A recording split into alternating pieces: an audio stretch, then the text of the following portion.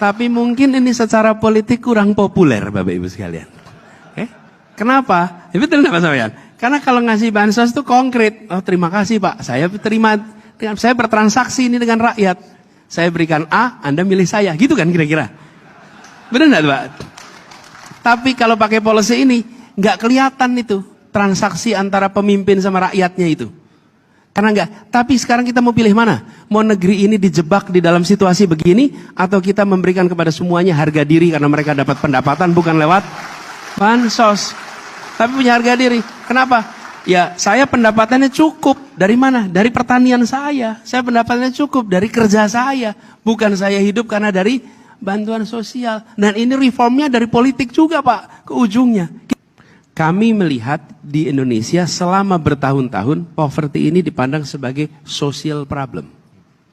Social issue. Karena itu menyelesaikannya melalui social policy.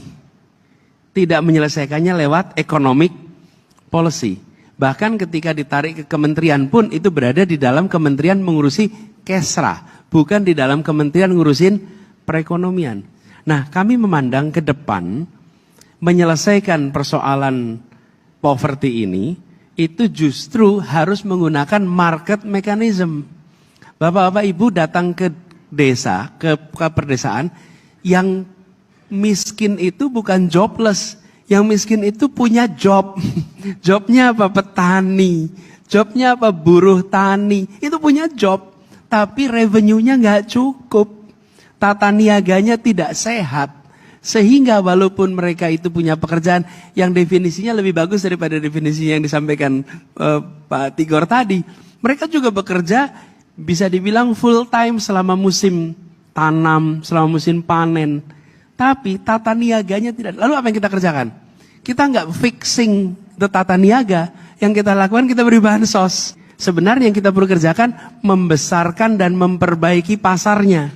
Supaya mereka included di dalam pasar. Kalau mereka included dalam pasar, maka kita membereskan persoalan kemiskinan, ketertinggalan bukan lewat bantuan sosial, tapi dengan mereka dimasukkan ke dalam pasar. Nah, itulah sebabnya kenapa soal, bayangkan, kalau tata niaga pertanian kita bereskan, maka petani tidak perlu menerima bansos. Karena pendapatan dia sudah cukup untuk hidup.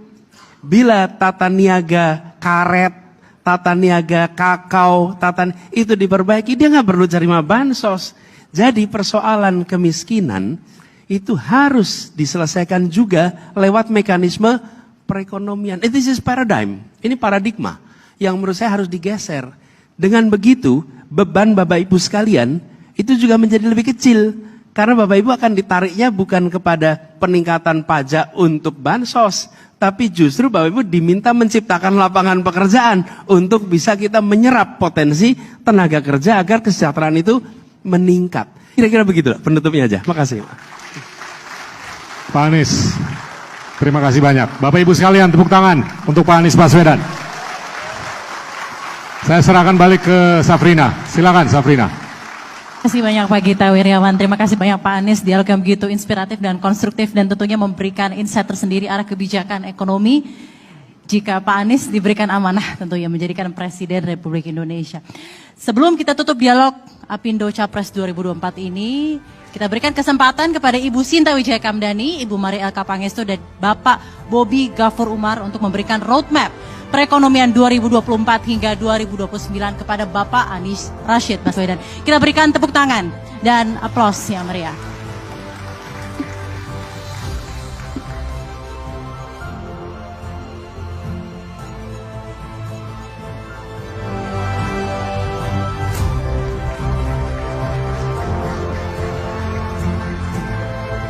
Pemberian roadmap perekonomian 2024 hingga 2029 kepada Bapak Anies Rashid Baswedan.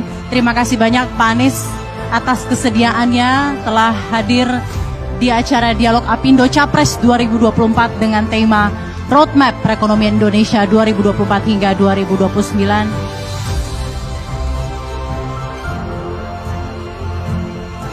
Ada pula exchange souvenir yang akan diberikan dari tim Bapak Anies Rashid Baswedan kepada pihak Apindo yang sudah diterima langsung. oleh Ibu Sinta Kamdani. Kita berikan tepuk tangan.